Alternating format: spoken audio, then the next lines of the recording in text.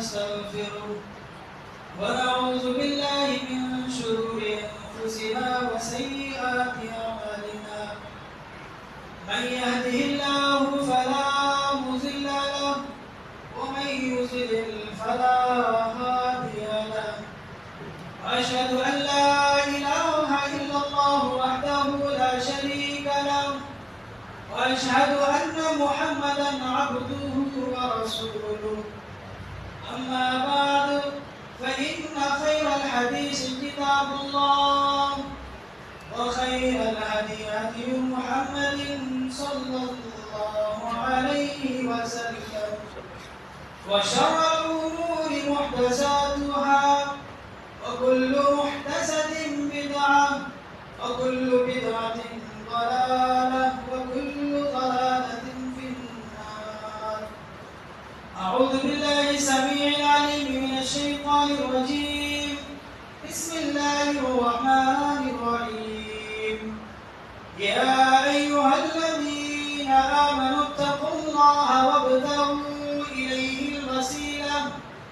وجاهدوا في سبيله لعلكم تفلحون. محترم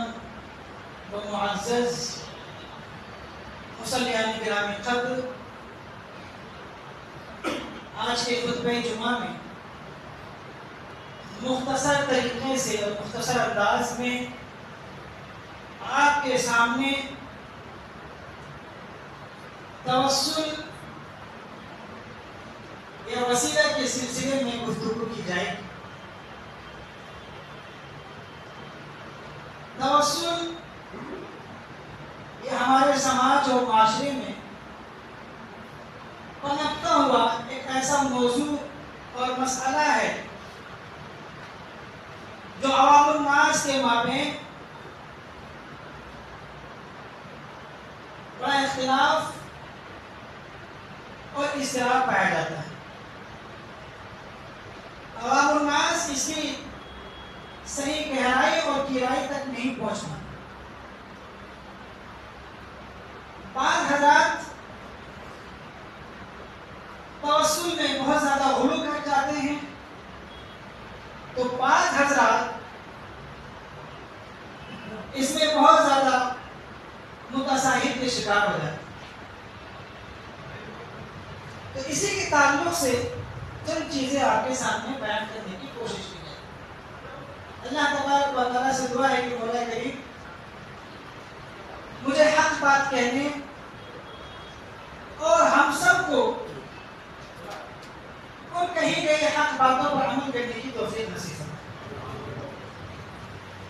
سب سے پہلے مناسب معلوم ہوتا ہے کہ موضوع کی بحث سے پہلے آپ کو توسل یعنی وسیلے کے سلسلے میں کچھ باتیں بتا دی جائیں. وسیلہ یا الوسیلہ یہ خالصتاً عربی لفظ ہے اور یہ لفظ وسیلہ اس کا استعمال اللہ تبارک و تعالیٰ نے قرآن مجید کے اندر بھی ارشاد فرمایا. نبی محترم صلی اللہ علیہ وسلم نے بھی احادیث مبارکہ کے اندر اس کو پیش کیا. اور اسی طریقے سے یہ لفظ عربوں کے یہاں ان کی جہاں نثر میں یہ چیز پائی جاتی تھی وہیں ان کی نظم میں بھی یہ چیز پائی جاتی تھی. تو یہ لفظ بہت مشہور اور معروف لفظ ہے. اب یہ جاننے کی کوشش کرتے ہیں کہ لغت میں وسیلہ یا الوسیلہ کس کو کہتے ہیں. اس کے سلسلے میں مولانا فیروز آبادی قاموس میں لکھتے ہیں توسل الی اللہ توسیلا. وسیلہ کہتے ہیں کہ اللہ تبارک و تعالیٰ کے ذریعے سے اللہ تبارک و تعالیٰ کی طرف جو چیز آپ کو پہنچا دے اس کو وسیلہ کہتے ہیں. اسی طریقے سے صحاح الجوہری کے اندر وسیلے کی تعریف یا اس کے لغوی معنی یہ بیان کیا گیا ہے کہ وسیلہ کہتے ہیں الوسیلۃ الی اللہ، ای تقرب بمعنی الوسیلہ،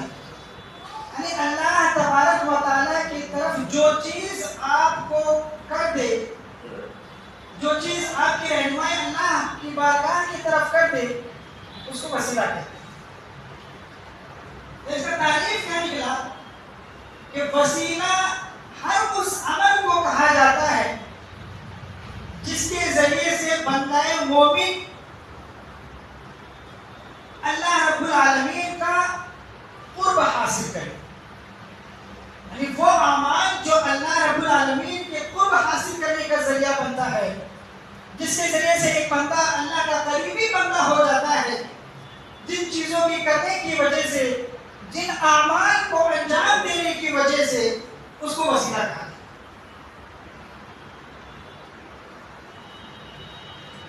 اللہ تبارک و تعالیٰ نے ارشاد فرمایا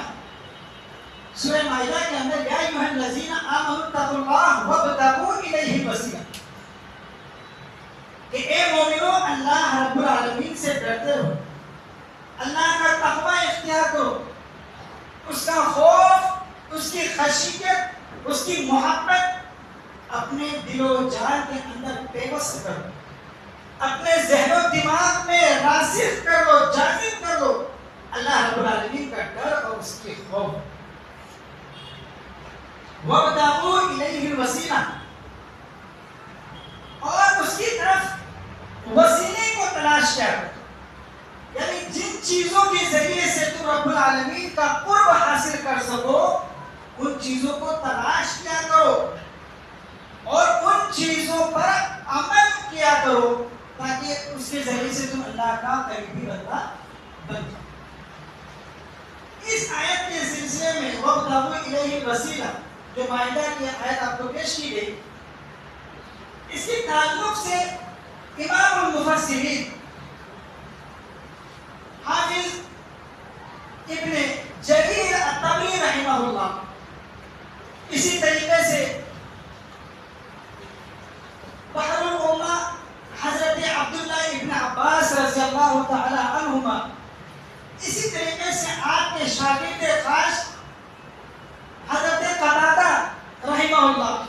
اسی طریقے سے امام ابن کثیر رحمہ اللہ، اس کے علاوہ اور بھی دیگر مفسرین ہیں، تو تمام کا یہی کہنا ہے کہ اس میں اللہ نے جو وابتغوا الیہ الوسیلہ کہا ہے، اس سے مراد یہی ہے کہ تم ان اعمال کو تلاش کرو جس کے ذریعے سے اللہ رب العالمین کے قریب، یعنی قرب کا معنی پایا جاتا ہے۔ اللہ تبارک و تعالیٰ نے یا شریعت محمدیہ نے وسیلے کی بھی کچھ شرائط اور ضوابط بیان کی، جن سے اگر ایک مسلمان روگردانی کرتا ہے تو وہ وسیلہ اللہ رب العالمین کی بارگاہ میں قابل ممدوح نہیں شمار ہوگی، اس کی ستائش نہیں کی جائے گی اور نہ ہی وہ قابل قبول ہونے کے درجے تک پہنچے۔ لیکن اگر کوئی ان اعمال کو، ان شرائط کو سامنے رکھ کر کے وسیلے کو تلاش کرے، اللہ رب العالمین اس کے وسیلے کو قبول بھی کرتا ہے اور قابل درجے کو بھی پہنچتا ہے۔ تو وسیلے کی کئی اقسام علماء کرام نے بیان کی، ان میں سے دو قسم، ایک پہلی قسم یہ ہے کہ مشروع وسیلہ اور دوسری قسم ہے ممنوع وسیلہ۔ مشروع وسیلہ کہتے ہیں یعنی وہ وسیلہ جس کی کتاب اللہ اور سنت رسول اللہ صلی اللہ علیہ وسلم کے اندر دلیل موجود ہو کہ ان وسیلوں کے ذریعے سے، ان کلمات کے ذریعے سے اللہ رب العالمین سے قریب ہونے کا راستہ تلاش۔ تو اس میں مشروع وسیلہ کی بھی پھر تین قسمیں بیان کی گئی، اور سب سے پہلی قسم یہ ہے کہ انسان اللہ رب العالمین کا قرب اختیار کرے اللہ رب العالمین کے اسماء حسنہ اور صفات عالیہ کے ذریعے سے، یعنی اللہ تبارک و تعالیٰ نے قرآن مجید اور احادیث مبارکہ کے اندر اللہ کی جو بھی اسماء حسنہ بیان کی گئی ہے یا صفات عالیہ بیان کی گئی ہے ان کے ذریعے سے آپ اللہ کا قرب اختیار کریں۔ اللہ رب العالمین نے ارشاد فرمایا وَلِلَّهِ الْأَسْمَاءُ الْحُسْنَى فَادْعُوهُ بِهَا،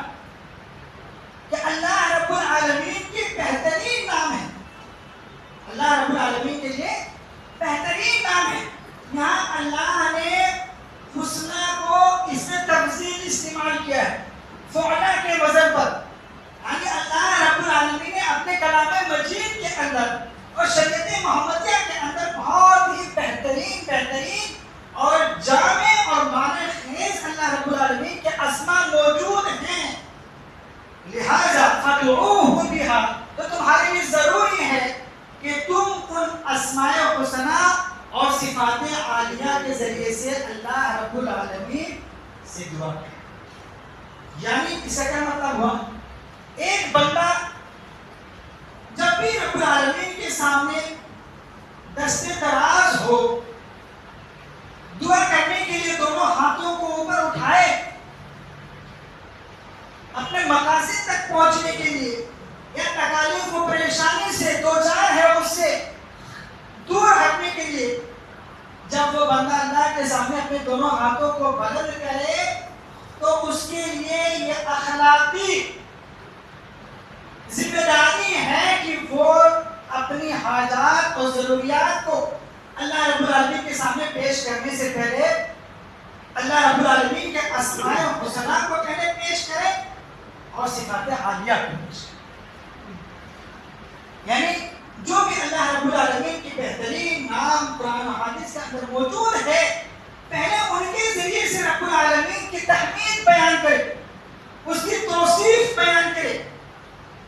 اور اس کی کبریائی اور بڑائی بیان کرے، اس کے بعد اپنی حاجات اور ضروریات مانگے۔ ایسا نہیں ہونا چاہیے کہ نہ اللہ کی توصیف اور اس کی کبریائی بیان کی، نہ نبی محترم صلی اللہ علیہ وسلم پر درود ہی پڑھے اور فوراً ہی اپنے مسائل کو رب العالمین کے سامنے رب العالمین کے روبرو پیش کرنا شروع کر دے۔ یہ دعا کی قبولیت کے بہت کم چانسز ایسے ہیں کہ اس کی دعا قابل قبول ہو۔ اس وجہ سے جب بھی کوئی بندہ اپنی حاجت اور ضرورت کو رب العالمین کے سامنے پیش کرے تو شریعت نے ہمیں یہ سکھایا کہ وَلِلَّهِ الْأَسْمَاءُ الْحُسْنَى فَادْعُوهُ بِهَا، کہ اللہ رب العالمین کے جو بہترین نام ہے اس کے ذریعے سے پہلے تو اس کی تعریف اور کبریائی بیان کرو، پھر اس تعلق سے امام ابو حنیفہ رحمہ اللہ وَلِلَّهِ الْأَسْمَاءُ الْحُسْنَى فَادْعُوهُ بِهَا کے تعلق سے کہتے ہیں، اور ان کا یہ قول در مختار کے اندر نقل ہے، موجود ہے، یہ کہتے ہیں کہ جو بھی شخص لا ينبغي لأحد، کسی بھی شخص کے لیے یہ مناسب ہی نہیں ہوتا ہے کہ ان يدعو الله الا به، کہ وہ اللہ رب العالمین کو پکارے کسی اور ذرائع سے، یعنی اسماء حسنہ کو چھوڑ کر کے، صفات عالیہ کو چھوڑ کر کے جو اللہ رب العالمین کی قرآن اور حدیث کے اندر موجود ہے۔ امام ابو حنیفہ کہتے ہیں کہ کسی کے لیے مناسب ہی نہیں ہے کہ کوئی ان چیزوں کو، اللہ کے اسماء و حسنہ کو چھوڑ کر کے، صفات عالیہ کو چھوڑ کر کے کنہیں اور کلمات کے ذریعے سے رب العالمین کو پکارے یا پھر دعا کرے۔ مزید آگے ان کے قول کو نوٹ کیا جاتا ہے اور کہتے ہیں وَكَرِهَ أَن يَقُولُ، اور امام ابو حنیفہ اس بات کو مکروہ سمجھتے ہیں کہ کوئی بندہ یہ کہے اللہم انی اسألک بحق فلان، کہ اے رب العالمین میں تجھ سے فلاں شخص کے واسطے سے سوال کرتا ہوں، لہذا تو میری پریشانی کو دور کرنا۔ یا کوئی یہ کہے اور بحق نبیک ورسولک وانبیاء الصالحین، یا کوئی یہ کہے کہ میں رسولوں کا واسطہ دے کر کے، انبیاءوں کا واسطہ دے کر کے، یا مرد صالح نیک انسان کا واسطہ دے کر کے میں تجھ سے وسیلہ طلب کرتا ہوں اور میں چاہتا ہوں کہ تو میری دعا کو قبول کر لے، میری پریشانیوں کو دور فرما یا میری حاجت کو پر کر دے، پوری کر دے۔ یہ جائز اور درست نہیں ہے. یا کوئی مقدس مقامات کا ذکر کر کے اللہ سے وسیلہ طلب کرے. وہ بحق فلان یا فلاں آدمی یہ کہے کہ کعبۃ اللہ و مشعر الحرام، یعنی میں اللہ رب العالمین کا گھر بیت اللہ ہے، اس کی توصیف کے ذریعے سے، اس کے وسیلے سے میں تجھ سے وسیلہ طلب کرتا ہوں. یا کوئی کہے کہ مشعر حرام جو ہے اس کے ذریعے سے میں وسیلہ تلاش کرتا ہوں. اللہ رب العالمین نے شریعت کے اندر ان تمام چیزوں سے اور شریعت محمدیہ کی روکا. یہ امام ابو حنیفہ کا. اسی طریقے سے صفات عالیہ کے ذریعے سے اور اسماء الحسنی کے ذریعے سے نبی محترم صلی اللہ علیہ وسلم بھی دعائیں مانگا کرتے ہیں. اما عائشہ سے سوال کیا گیا کہ نبی محترم صلی اللہ علیہ وسلم جب رات کو بیدار ہوتے ہیں، شب بیداری کرتے ہیں، تہجد کے لیے اٹھتے ہیں، قیام اللیل کرتے ہیں، تو آپ کیا دعائیں پڑھتے ہیں؟ اس میں اما عائشہ نے بتایا کہ اللہ کے نبی یہ دعا پڑھتے ہیں: اللہم رب جبریل و میکائیل و اسرافیل فاطر السماوات والارض عالم الغیب والشہادۃ انت تحکم بین عبادک فیما کانوا فیہ یختلفون فانک تہدی من تشاء الی صراط مستقیم.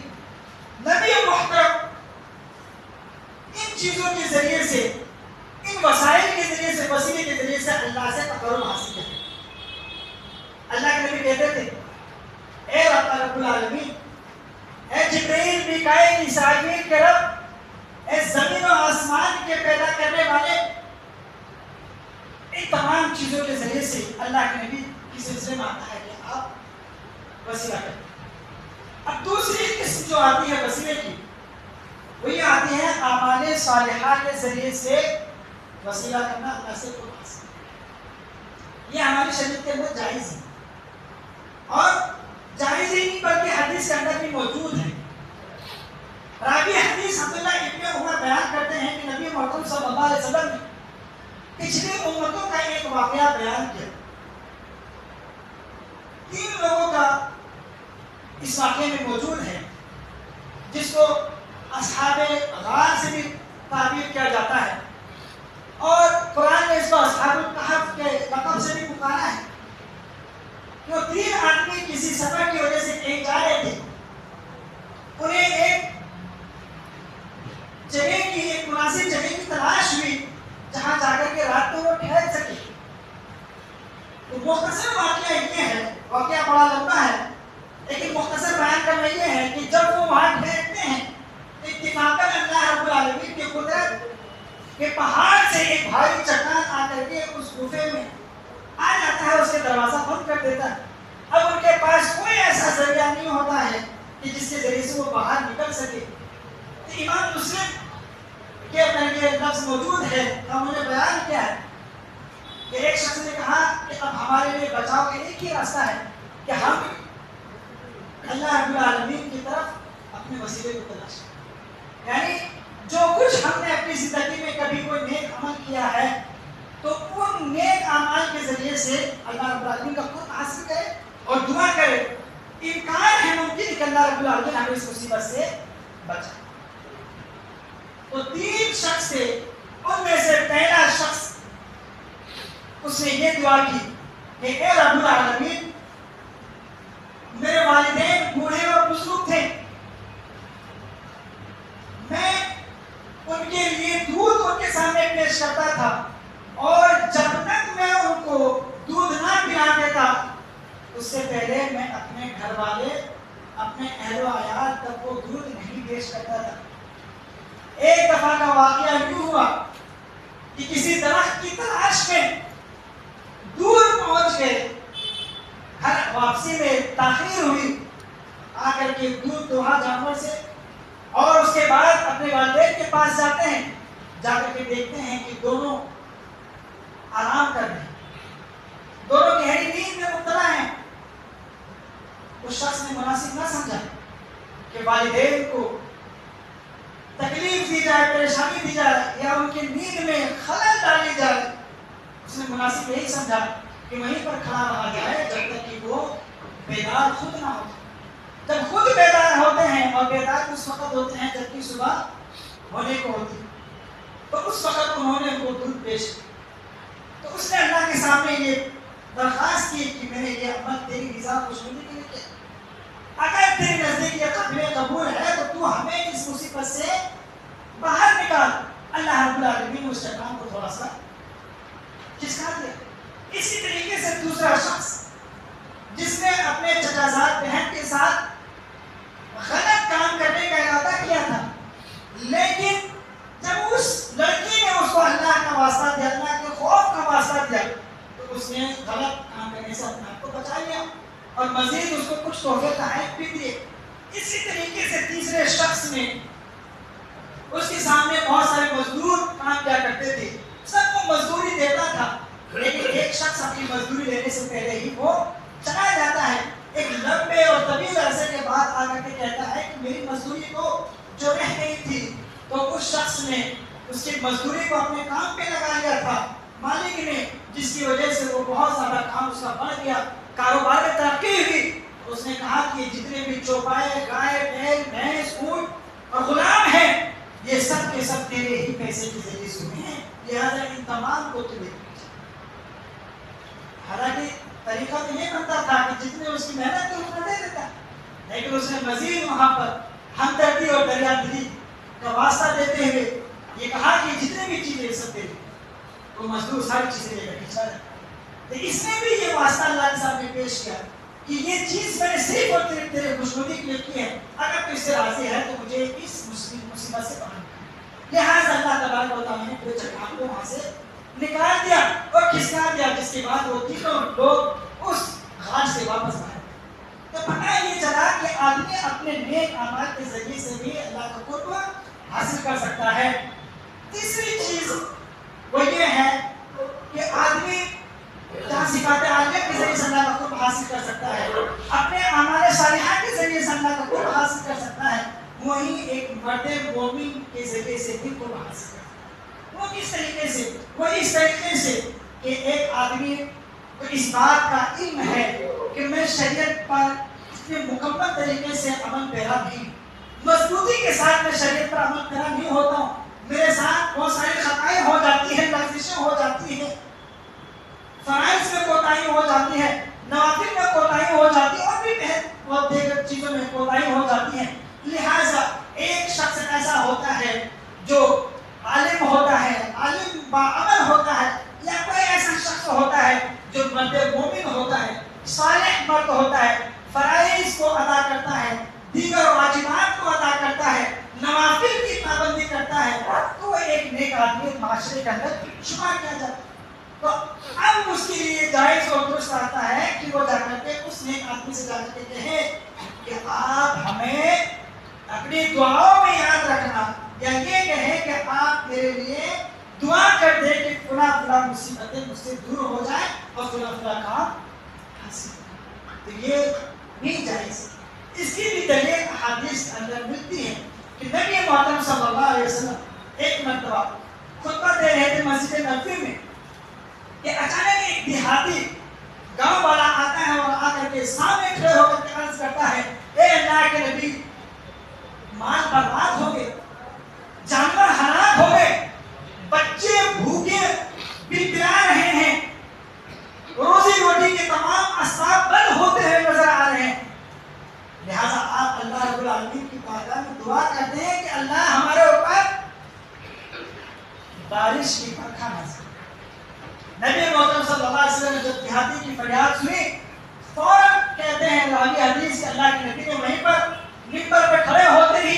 کھڑے کھڑے آپ نے اپنے دونوں ہاتھوں کو بلند کیا، اور ساتھ ہی ساتھ صحابی رسول نے بھی، جتنے بھی موجود تھے مسجد کے اندر، سبوں نے اپنے ہاتھوں کو بلند کیا، اور اللہ کے نبی نے بار بار اپنی دعا میں اس الفاظ کا استعمال کیا جس کا ترجمہ یہ ہے اور خلاصہ یہ ہے کہ اے اللہ رب العالمین تو ہماری فریاد کو سن لے،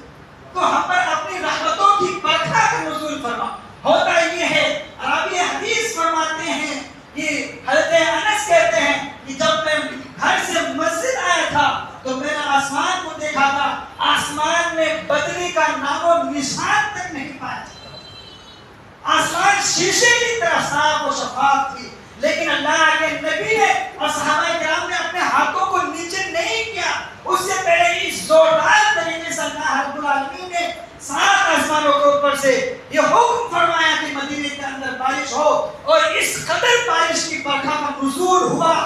کہ صحابہ رسول کہتے ہیں کہ اللہ کے نبی محمد رسول اللہ صلی اللہ علیہ وسلم کی داڑھی مبارک نہ ہو، آپ کی داڑھی سے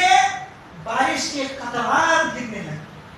اور دوسری روایتوں میں ملتا ہے کہ ہمیں گھر جانا مشکل ہو گیا، ہم بارش میں چلتے ہوئے گھر گئے، اس قدر بارش. تو اس سے کیا پتا چلتا ہے؟